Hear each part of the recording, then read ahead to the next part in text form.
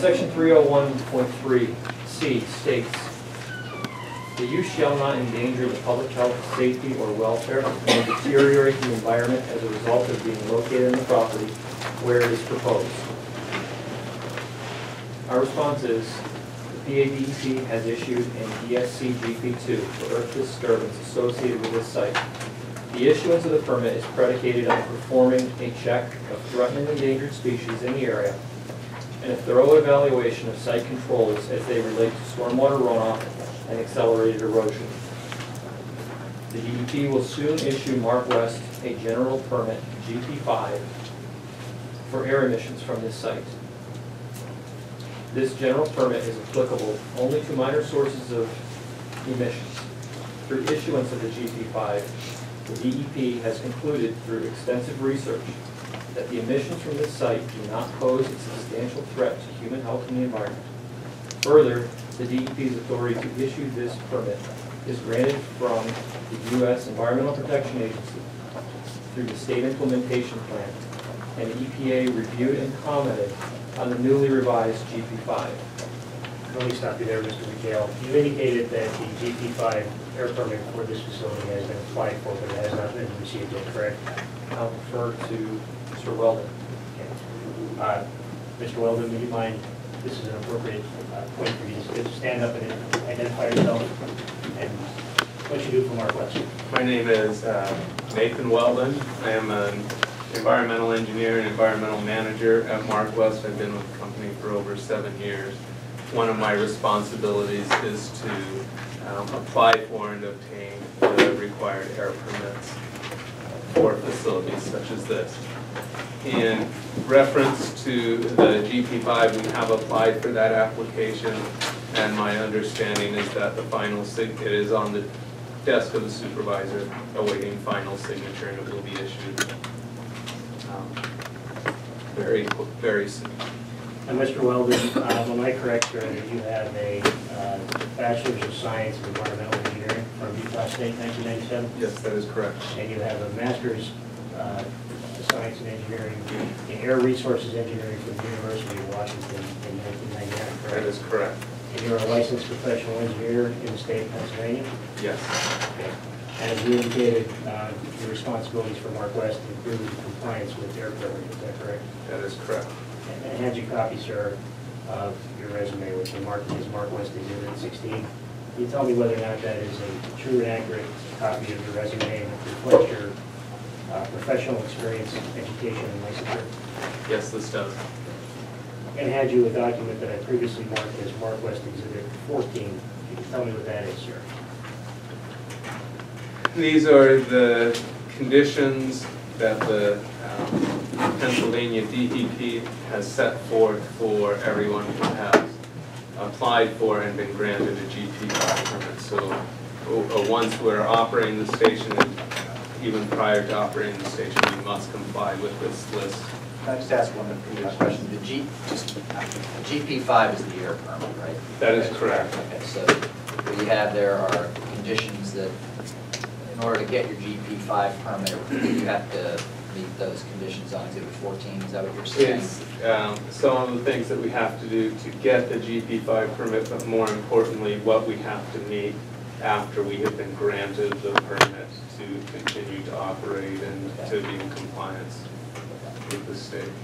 And the document DEP 14, these are the standard and general permit conditions that are issued in connection with every GP5 permit that the department issues to the regulating committee. That's correct.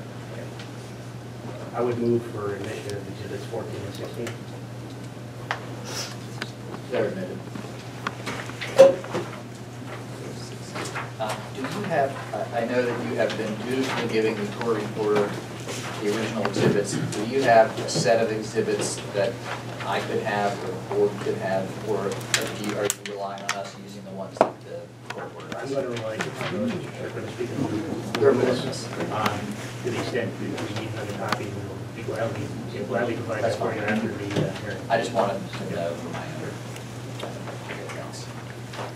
Okay, so returning to 3013C, With respect to public health and safety, this facility will be constructed with gas and flame detection monitors within the building and flame detection monitors at the tank pad.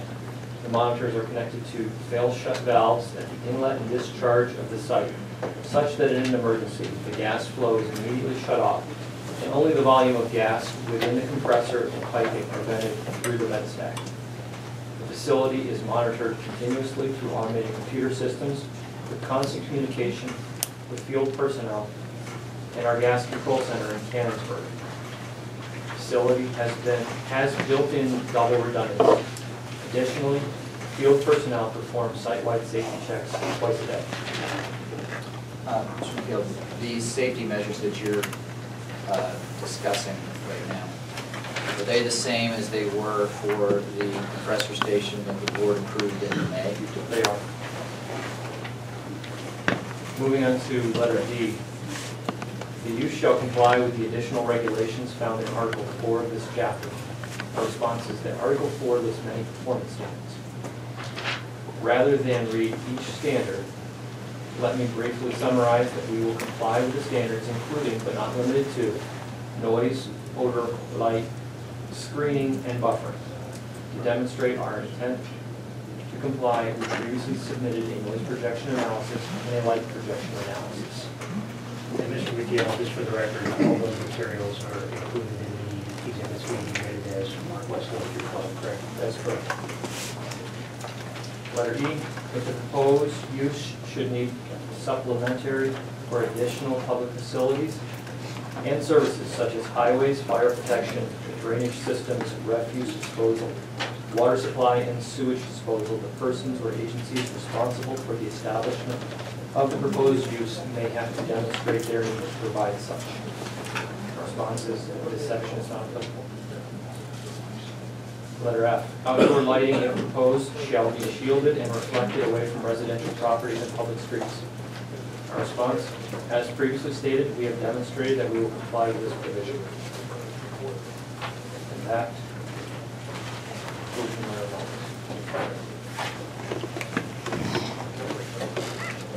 Any other witnesses right now? Well, Mr. Bagley, this is so we're clear for the record. There was testimony here tonight about various pieces of correspondence that went back and forth between Northwest and the Township engineer with respect to the conditional use application and the land development application and the minor subdivision application that arose as a result of the need to consolidate the parcels. Do you recall that? I do. Okay. And is your understanding, sir, that the engineer's comments have been satisfied? Correct. There are a few waivers that have been requested as part of the development. Those waivers ultimately will be And this, so we're clear on the record, what are the two waivers there before the board, and what applications have they made? the first waiver is relative to the subdivision plan. There's a requirement within the ordinance that a 50 scale drawing be used for the subdivision plan. Due to the large parcels, as mentioned tonight, due to the large parcels of property, we used a larger scale plan than 50 scale, just to cut down on the number of sheets and recording and things of that nature. Right. It's my recollection that the planning commission also recommended approval of that waiver. They did, and that is in Exhibit F. And they did, I remember they voted on that. And the second waiver was in relation to the retaining wall that was mentioned during the presentation of the exhibits. There's a township requirement on a 15-foot high maximum height of wall. Our wall is at its highest point 26 feet. The reason for the wall is to protect the wetland that's in the area. And the average height, maximum average height per township code is 8 feet. Our average height is 15. With that being said, it was also before the planning commission. The planning commission, to that end, also recommended that waiver. So those are the two waivers that I referenced. And based on your review, sir, and sealing of the application and the related materials and the response of the engineers, the township engineers' comments, is it your opinion, sir, Mr. Bagley, that the applications before this board meet the requirements of the zoning ordinance? Is it your opinion as a professional engineer?